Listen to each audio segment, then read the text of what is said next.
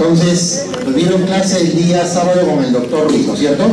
Y me comentó que habían avanzado hasta la parte de difusión y se habían quedado en la parte de ley de Fick, que es lo que acaban de ver acá.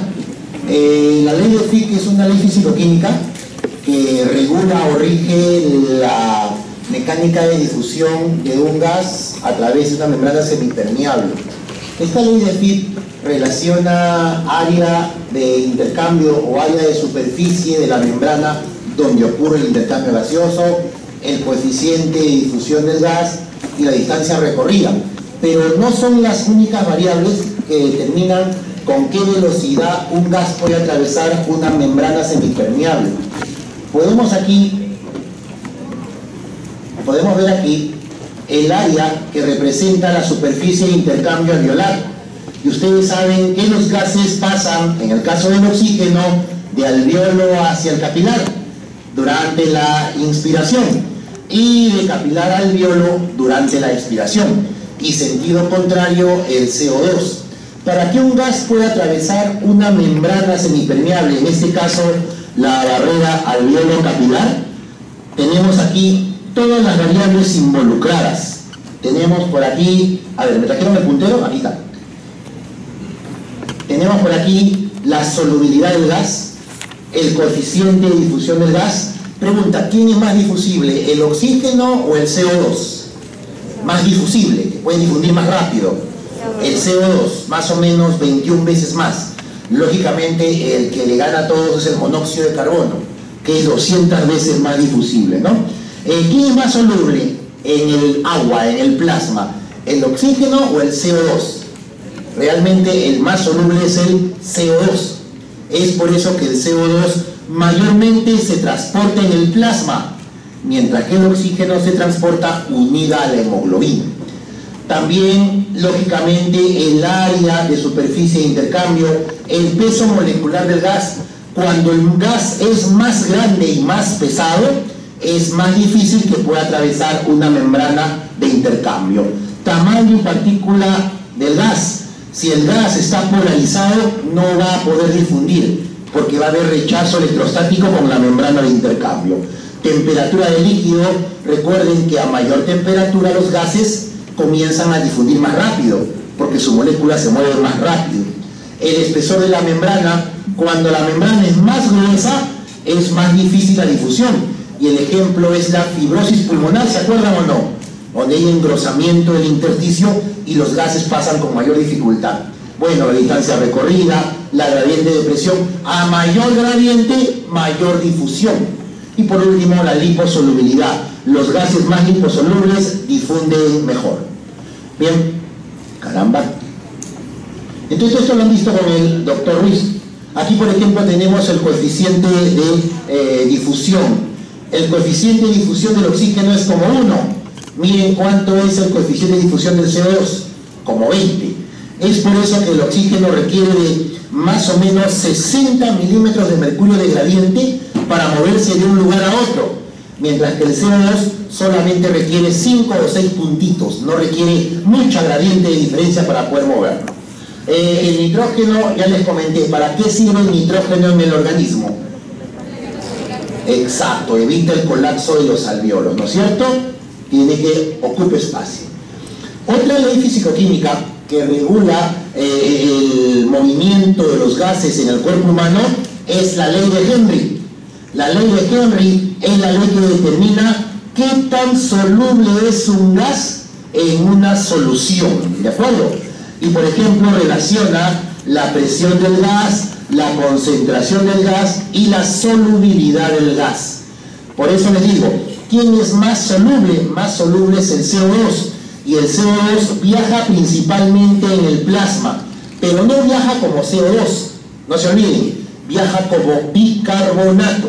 El CO2 mayormente se transporta en el plasma como bicarbonato, mientras que el oxígeno es poco soluble, muy poquito está soluble en el plasma, mayormente está unido a la hemoglobina, que es su principal forma de transporte. Y aquí podemos ver los coeficientes de solubilidad. Miren, el oxígeno, un coeficiente de 0.024, 24 milésimas, Mientras que ¿cuánto es el coeficiente de solubilidad del CO2? 0.57, es decir, es mucho más que la del oxígeno. Es por eso que el CO2 mayormente viaja soluble o diluido en el agua. Bien, ahora pasamos al otro punto de la fisiología, la hematosis. ¿Qué es la hematosis? Es también la definición del intercambio gaseoso. Sin la hematosis, de nada serviría que yo ingrese oxígeno a mi cuerpo o bote CO2, porque esto va a permitir que el oxígeno ingrese hacia la sangre y que el CO2 salga de la sangre hacia el exterior. La hematosis significa intercambio gaseoso, principalmente a nivel de la membrana alveolo capilar. ¿De acuerdo? Aquí tenemos un alveolo, en su interior tenemos aquí el oxígeno que acaba de llegar del medio ambiente. Este oxígeno va a pasar de alveolo a capilar por diferencia de gradientes. ¿Cuánto es la presión de oxígeno en el alveolo, muchachos?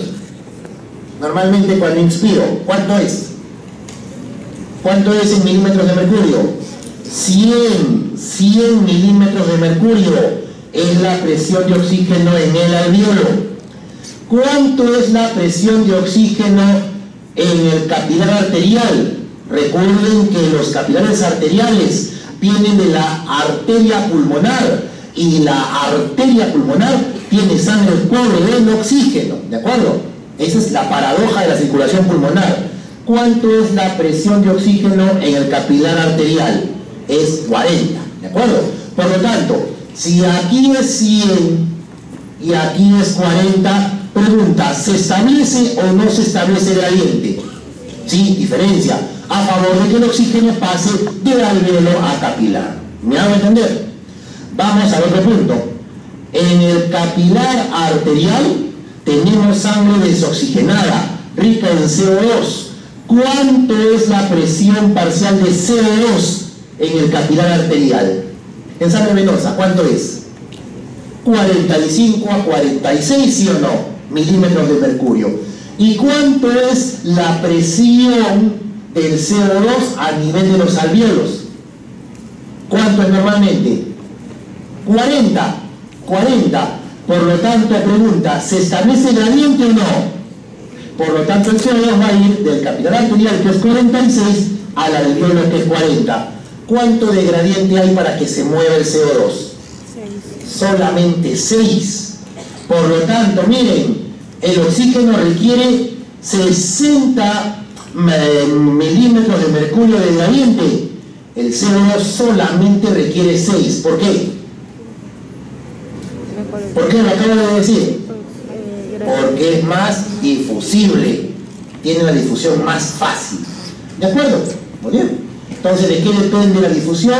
De la diferencia de presiones, de la solubilidad de los gases, del área transversal donde ocurre el intercambio de gases, de la distancia, del grosor de la membrana, del peso molecular del gas, del tamaño de la molécula, de la liposolubilidad, ¿sí o no?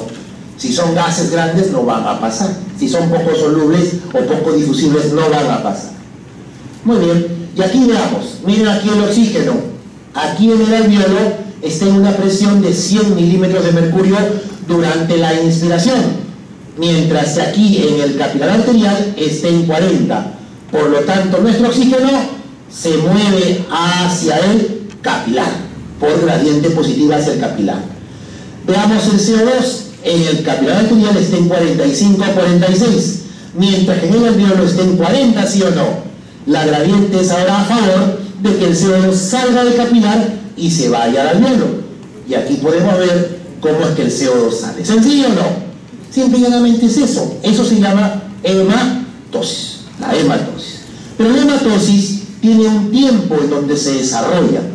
Teóricamente, ¿cuánto tiempo le demora la sangre pasar por los alvéolos? Le demora muy poquito tiempo, un promedio de 75 fracción de segundo, es decir, 0.75 segundos.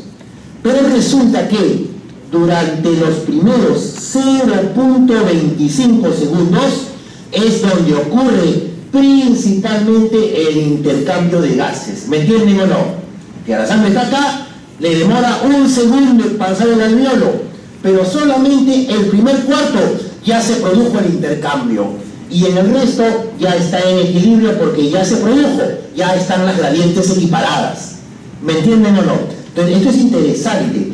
Solamente el intercambio demora menos de 1/4 de segundo en un pulmón saludable.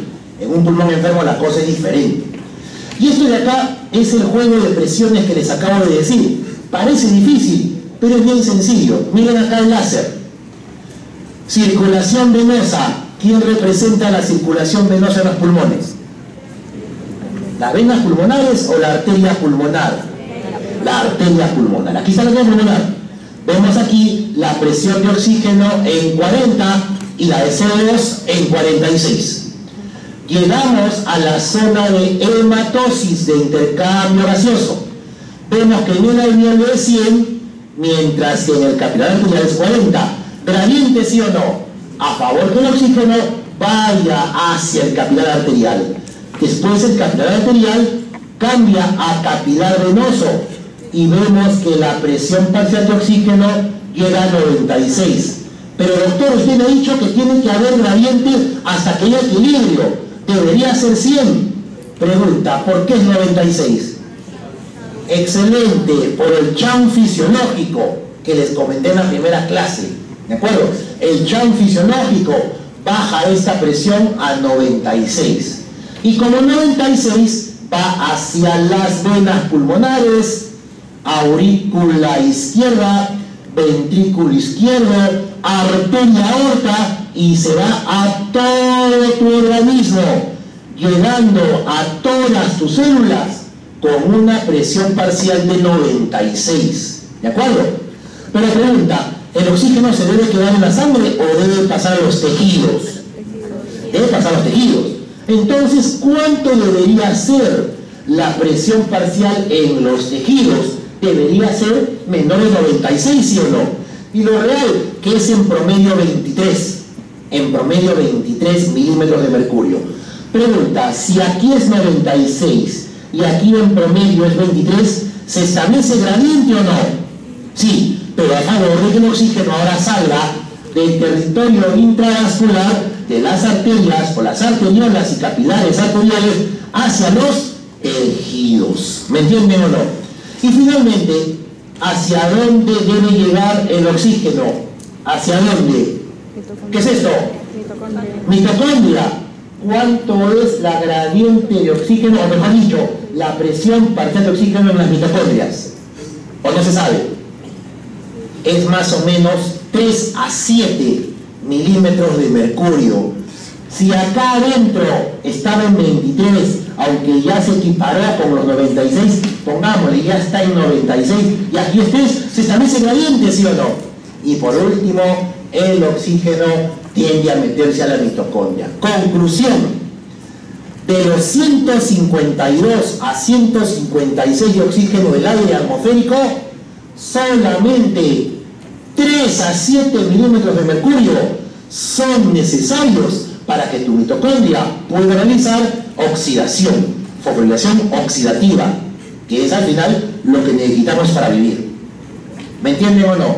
Es importante la oferta para que se cubra esta pequeña demanda. Vamos a ver ahora la parte del CO2. Volvemos acá. Circulación venosa, arteria pulmonar, capilares arteriales. La presión de CO2 está en 46. ¿Cuánto era la presión de CO2 en el alveolo? 40. Se establece gradiente y va a pasar del capilar arterial hacia el alveolo, hasta que esto se equilibre y termine en el capilar venoso en 40, ¿sí o no?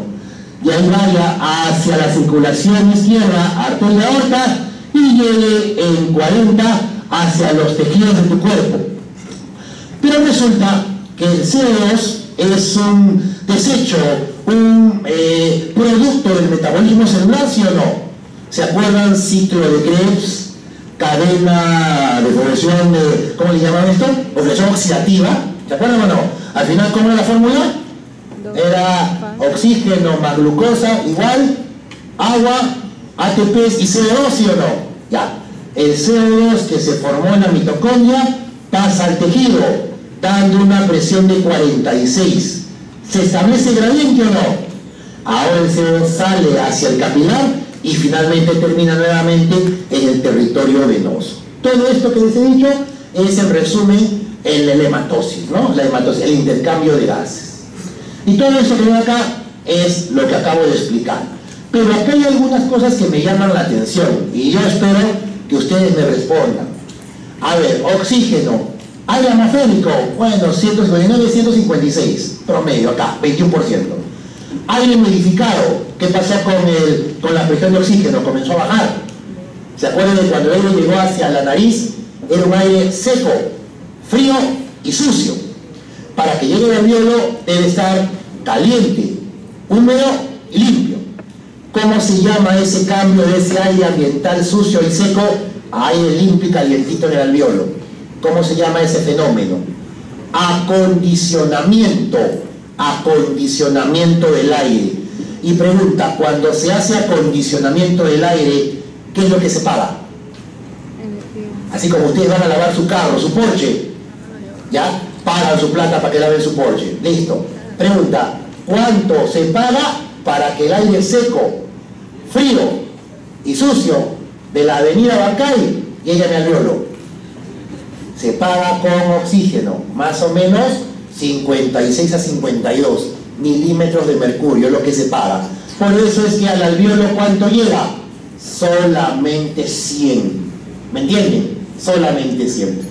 Ajá. Y cuando boto el aire, 120. ¿Por qué?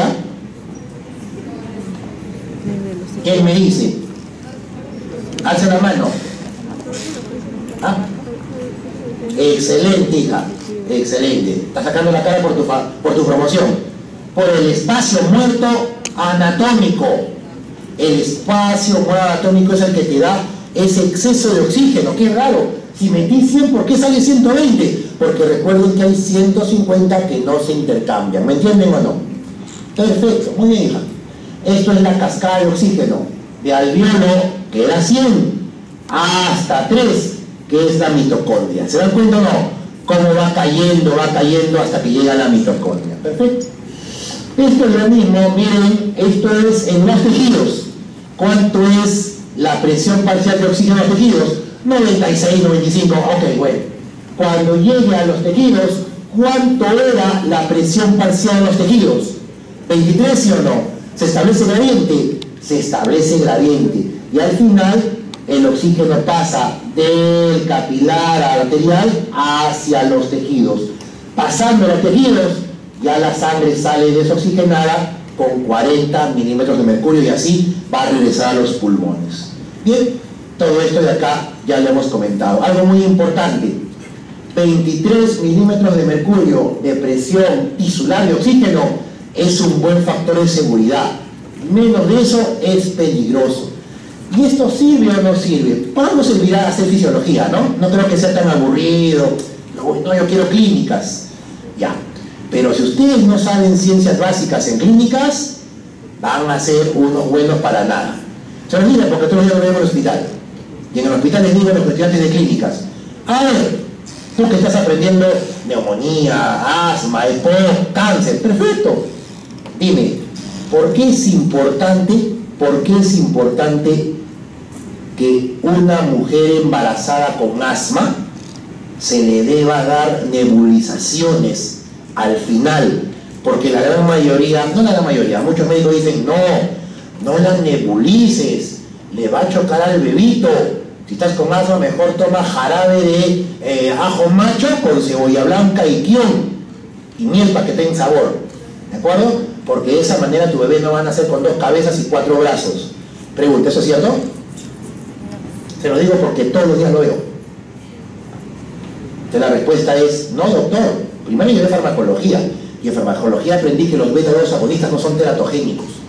Los corticoides inhalados tampoco. Los sistémicos pueden ser, doctor. Y yo me acuerdo bien en fisiología que se habló de un factor de seguridad, en la cual se habla de que hay una presión parcial de oxígeno en los tejidos de 23 milímetros de mercurio que debe mantenerse sí o sí.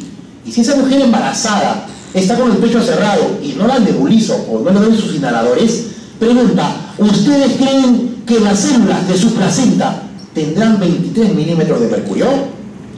¿Y ustedes creen que, a pesar de tener poco oxígeno en la placenta, le brindará oxígeno hacia ese feto? Con circulación placentaria, que al pobre feto lo revientas, no le ofreces oxígeno para que cumpla sus 3 a 7 milímetros mitocondriales, y el feto nace con defectos de diferente índole. ¿Me entienden o no? Todo porque no hice una buena evaluación de mis estudios preclínicos, ¿no? Todo esto tiene correlación, muchachos. Y aquí vemos lo que es el CO2. Esto es el extremo arterial, el capilar arterial, donde la presión parcial es de 45 a 46. Cuando va pasando el capilar por el alveolo, ocurre el paso del CO2 hacia el alveolo, 46 a 40. Y miren cómo es que va cayendo la presión hasta que se normalice en 40, ¿no? Es la gráfica de lo que ocurre en el intercambio del CO2. Y esto es lo que pasa en los tejidos con el CO2. Queda en 40 hacia los tejidos, y recuerden que la presión parcial en los tejidos es 46. ¿Por qué es más que la sangre? Por los mecanismos de metabolismo celular. ¿Me entienden o no? La formación de CO2 por la ciclo de Krebs y la respiración celular. Aquí es 46, aquí es 40. ¿Se establece gradiente o no? Entonces pasa todo hasta que logra el equilibrio y sale como 46 a la circulación venosa. ¿De acuerdo? Muy bien. Ya hemos dicho, el CO2 es más difusible que el oxígeno, y no solamente es más difusible, es más soluble. Muy bien. Ahora hablemos un poquito sobre circulación pulmonar. A ver, preguntas. ¿Cuáles son los órganos más perfundidos del cuerpo? Los que reciben más sangre por minuto de todo el cuerpo. Y de seguro se les viene a la cabeza hígado, cerebro, ¿no es cierto? Pero pregunta, ¿cuál es el más perfundido de todos? El que recibe el 100% de la sangre en un minuto. Aparte el corazón, lógico, que es el que lo mueve. ¿Cuál es? Son los pulmones. Ya, y les hago una pregunta inocente. Ventrículo izquierdo, ventrículo derecho. ¿Cuánto de sangre bota el ventrículo izquierdo por minuto? Acaban de llevar hace poco oficio cardíaca. ¿Cuánto? ¿Cuánto es el gasto cardíaco por minuto? 5 litros. ¿Y cuánto es el gasto cardíaco del ventrículo derecho? La mitad, el 30%, el 10%, NA, no me acuerdo. ¿Ah? ¿Cuánto es? 5, igualito. 5 por acá, 5 por allá. ¿Por qué? ¿Cuáles son las características de la circulación humana? Doble, cerrada y completa, ¿sí o no? Si por acá voto 5, por acá debo votar 5, porque si voto 1 o 2 litros, se produce colapso hemodinámico, no puede ocurrir, la sangre se va moviendo. ¿Cómo se llama esa fuerza que permite el movimiento de la masa de sangre? El bisatergo, ¿no? Se va moviendo, bien. Por lo tanto, le llegan a los pulmones 5 litros de sangre por minuto. 5 litros. Ahora les hago la pregunta, ¿cuál es el órgano más perfundido de todo el cuerpo?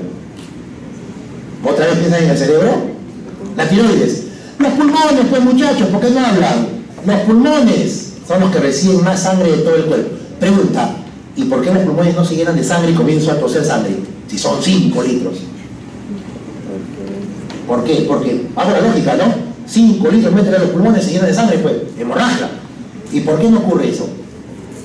¿Qué características tiene la circulación pulmonar? Bueno, eso lo vamos a hacer en clase. Primero, los pulmones reciben gran cantidad de sangre. ¿Y la reciben para qué? La reciben principalmente para poder oxigenarla y después enviarla a la circulación sistémica, ¿no es cierto? Miren, ya saben que la circulación pulmonar puede ser de 2 tipos. La circulación funcional, la circulación nutricional o nutricia. La funcional, representada por esta arteria. ¿Qué arteria es esta, chicos? Nace el ventrículo derecho. La arteria pulmonar representa la circulación pulmonar o funcional. Y la circulación nutricia, ¿quién la representa? La representan las arterias bronquiales. Doctor, usted que está acá, primero que se me está durmiendo, ¿de dónde nacen las arterias bronquiales? Pregunta anatomía. ¿Qué llevaron anatomía? Ya llevaron anatomía. ¿Dónde nacen? No se acuerda el doctor. ¿Quién se acuerda? ¿Quién aprobó anatomía? Alce la mano. ¿Dónde nacen las bronquiales? Nada. Nacen de la arteria aorta torácica. ¿De acuerdo? Y son dos. La bronquial derecha y la bronquial izquierda. ¿Y qué llevan las arterias bronquiales? Llevan sangre rica en oxígeno a los pulmones, para que los pulmones se nutran y reciban oxígeno y nutrientes. ¿Me hago entender o no? Muy bien. Ahora, la circulación pulmonar, representada por la arteria pulmonar. Pregunta, ¿cuánto es la presión de la arteria aorta?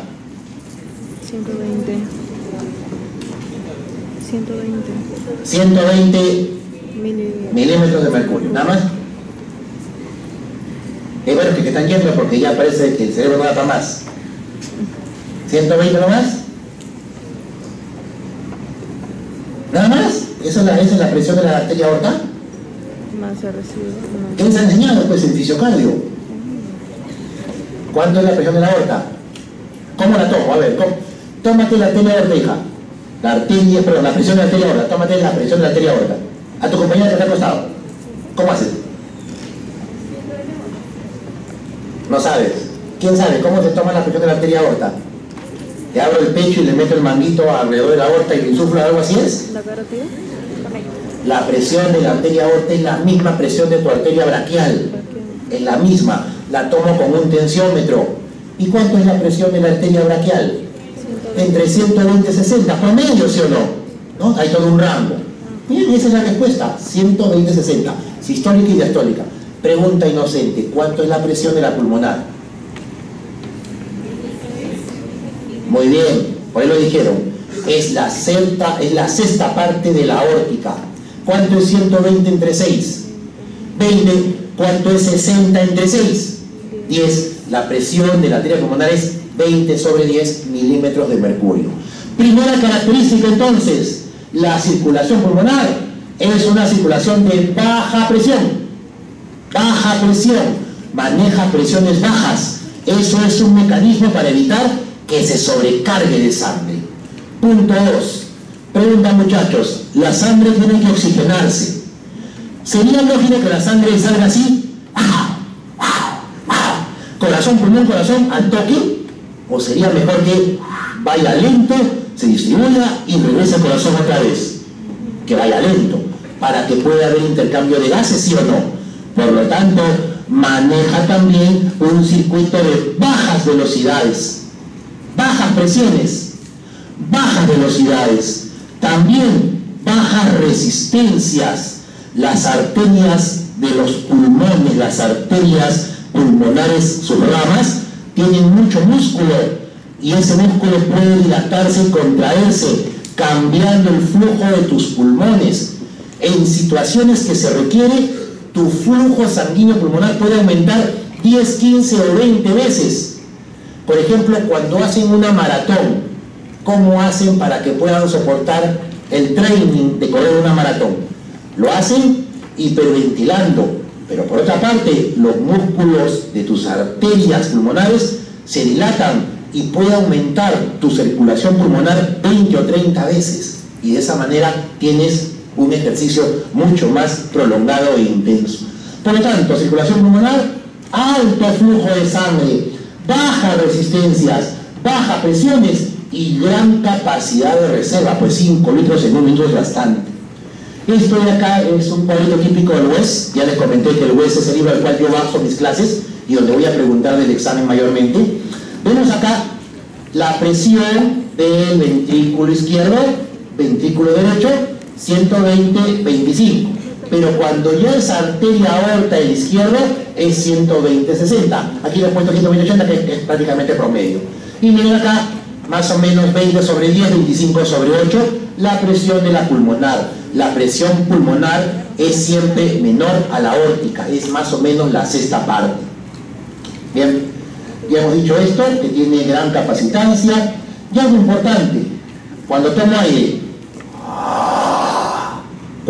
aire, pregunta, ¿llega más sangre o llega menos sangre a mis pulmones?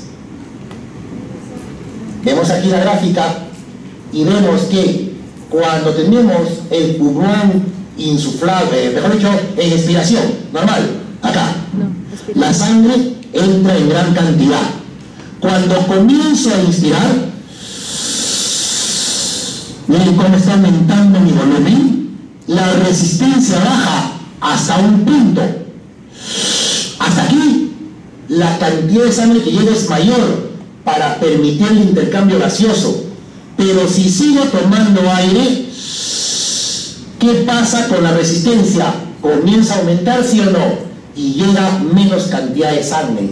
Por lo tanto, Diosito es muy inteligente, miren, ha comenzado con más sangre al inicio de la inspiración, pero cuando inspiro más, la sangre comienza a llegar menos. Y eso está bien, pues, porque recuerden que en qué momento ocurre el intercambio gaseoso, en menos de un segundo, ¿sí o no? Al inicio de la inspiración principalmente. El que insufles mucho ya no sirve de nada. Muy bien. Otra pregunta es esto, las arteriolas pulmonares y lo que viene a ser la perfusión. Pero voy a avanzar para que me entiendan. Se pone aquí Usain Bolt y me pongo yo. Y vamos a hacer una carrerita por toda la Facultad de Medicina. Ya sabemos de por sí quién va a ganar, y de lejos. ¿Y por qué? Usain Bolt, ¿por qué tiene una capacidad cardiopulmonar mucho mejor que yo? Porque es un profesional. Y él, cuando hace ejercicio aeróbico extremo o intenso, no solamente su corazón late más intenso y con frecuencias relativamente más bajas, ya saben que los atletas tienen frecuencias basales más bajas que lo normal, sino de que sus arteriolas pulmonares están completamente entrenadas para recibir más cantidad de sangre y distribuirla adecuadamente en las zonas donde más se ventila para que ocurra una mayor oxigenación de la sangre. Esas características hacen que pueda aumentar el flujo 3, 5 o más veces cuando uno está haciendo actividad física. Bien, esto le hemos hablado ya, esto ya lo hablé. Estoy parado. Pulmón, ¿se acuerdan de las zonas de West que les comenté? Bien, las zonas de West son estas. Tenemos 3 zonas de West: lóbulo superior, lóbulo medio, zona media, lóbulo inferior. Muchachos, ¿cuál de las 3, le llamamos 1, 2, 3, es la más perfundida? Excelente, la 3 es la más perfundida, y en donde la presión del capilar arterial es mayor que la presión del capilar venoso y mayor que la presión del alveolo. Bien, otra pregunta, ¿cuál de las 3 es la más ventilada por alveolo? Por alveolo, no en total. Excelente, la 1. La 1 tenemos alveolos más ventilados, pero prácticamente no perfundidos. Lo que pasa es que aquí hay poquitos, ¿sí o no? Acá hay poquitos. Muy bien, otra pregunta. ¿En dónde la ventilación es mayor en general? En la zona 3. ¿Y por qué? Porque aquí los alveolos reciben menos oxígeno que arriba, pero arriba solamente había 5 millones. Aquí abajo, ¿cuántos hay? Más de 200, ¿ven? Y en suma son mayores, ¿de acuerdo? Otra pregunta, ¿en qué zona de West el índice ventilo-perfusión es prácticamente igual a 1? ¿Tan ventilados como perfundidos? En la zona 2, ¿de acuerdo? Desde aquí me salen muchas preguntitas, con la famosa zona de West. Y algo importante, aquí les decía, miren, vemos aquí cómo el flujo sanguíneo comienza a ir disminuyendo cuando pasamos de la base hacia la punta de los pulmones, al vértice. Es por eso que en los vértices, en los ápex, la perfusión, el flujo sanguíneo, como vemos acá, es cero prácticamente. ¿Y cómo se llama al volumen de aire contenido en los alvéolos apicales no perfundidos más el espacio muerto anatómico? El espacio muerto fisiológico. Excelente, muy bien. Ventilación, vasoconstricción pulmonar hipóxica. Bien, les comento con un ejemplito. Todos los años en el hospital algún estudiante de medicina, residente o colega, cae enfermo de tuberculosis. Es la ley. No solamente en el hospital, ocurre en cualquier institución del ministerio o del Seguro Social. A veces ocurre porque no se cuidan, no usan su mascarilla. Y muchos de estos pacientes, de estos colegas, no tenían ninguna molestia. Tú ves su placa de tórax y vas a ver acá tremendos huecos e infiltrados. Le pones el pulsoxímetro y saturan 98%, están normales. Pregunta, ¿cómo es posible que esa persona con casi medio pulmón dañado siga oxigenando normal? ¿Qué puede haber ocurrido? Pregunta, opinen muchachos, ¿alguna idea? ¿Por qué?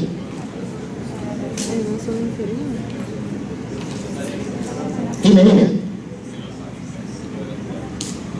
Exacto, o sea, la sangre no va a la zona apical que está enferma, sí, se va a la base que está sana, sí, y eso es lo que ocurre. Excelente.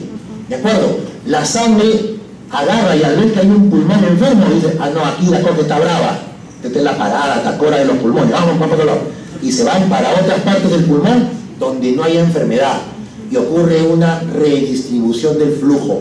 Se contraen los vasos en las zonas donde hay poco oxígeno y se abren en aquellas donde sí lo hay. Se llama este reflejo la vasoconstricción pulmonar hipóxica. Reduce la perfusión en zonas donde hay poca presión de oxígeno y más bien lleva la sangre a zonas mejor ventiladas. Miren acá, aquí tenemos un alvéolo donde pasa menos sangre. ¿Y por qué pasa menos sangre? Porque se ha contraído el músculo de este vaso. Más bien este otro vaso se ha dilatado para que llegue sangre más a este alvéolo. ¿Y por qué? Porque acá hay una barra que me dice que este alvéolo está enfermo, que algo le ha pasado. Y como está enfermo, la sangre prefiere ir al alvéolo sano. ¿Me entienden o no? Se llama vasoconstricción hipóxica. Muy bien, y ya hemos hablado de la relación ventilo-perfusión. Lo que hemos hablado es una de West. La relación ventilo-perfusión ideal es igual a 1. Tantos alvéolos ventilados como perfundidos. Y esto es un cuadrito del libro de Fisiología de Constanzo, en donde es un resumen de casi todo lo que hemos hablado. A ver, perfusión, llegada de sangre. ¿Dónde es menor? En las ápices. ¿Dónde es mayor? En las bases. Ventilación alveolar en total. ¿Dónde es menor? En los vértices de las ápices, ¿no es cierto? Porque hay poco alveolo. Mientras que aquí hay mucho alveolo, es mayor. Pero miren aquí hablan sobre la presión de oxígeno por alveolo.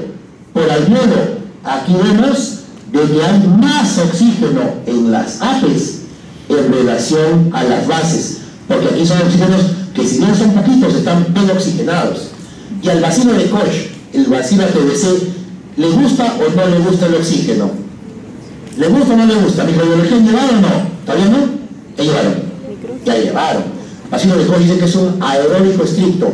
¿Y dónde es que produce enfermedad el bacilo de Koch? Mayormente en las ápices. ¿Por qué? Porque hay mucha presión de oxígeno por alveolito. ¿Me entienden? Eso se llama fisiopatología.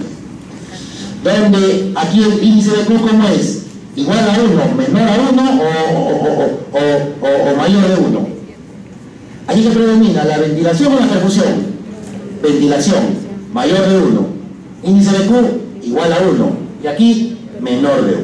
Perfecto. Esto es lo mismo. Y aquí está, mayor de 1, zona 1, igual a 1, zona 2, menor de 1, zona 3. Y todo esto es un cuadrito para que revisen en su casa de todo lo que hemos hablado. A propósito, los pulmones no solamente sirven como un órgano de intercambio de gases, también son órganos neuroendocrinos, metabolizadores, secretores, excretores, homeostáticos. Y miren, la cantidad de sustancias químicas que llegan a la circulación pulmonar y pueden verse en algunos casos metabolizadas o eliminadas. Miren, por ejemplo, la angiotensina 1. ¿Dónde dieron angiotensina 1? ¿En qué sistema? Sistema, ¿cómo era? Renina, angiotensina, aldosterona, ¿sí o no? Bien, recuerden que la angiotensina 1 pasa por los pulmones para transformarse en angiotensina 2. Vemos cómo las bradicininas se inactivan hasta un 80% en los pulmones. Miren cómo la serotonina se elimina casi completamente en los pulmoncitos. Las prostaglandinas E y F2 se eliminan casi todo en los pulmones. Yo solamente he venido a tocar la función más importante, que es la oxígeno, ventilatoria y lo demás.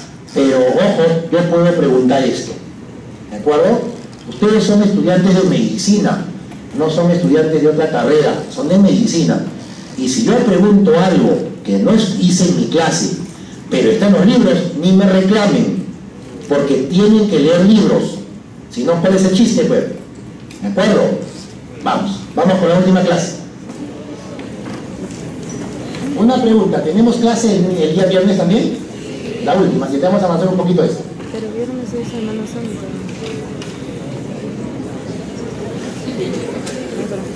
Muy bien, vamos con la última clase, al menos avanzamos un poco.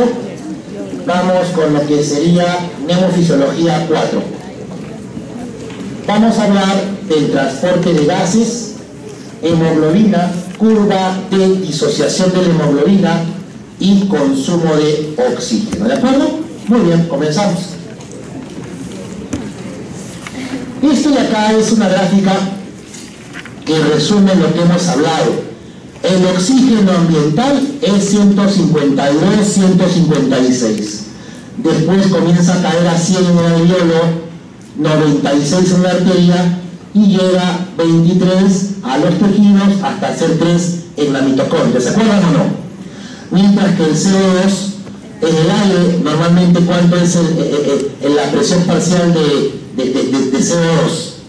Es bajísima, porque hay menos de 0.03%, ¿no es cierto? Así que en el aire prácticamente presión de CO2 es prácticamente pequeñísima. Pero en los pulmones la presión está en 46 al final de la inspiración, pero puede estar en 40 cuando todavía no se ha intercambiado oxígeno con la sangre.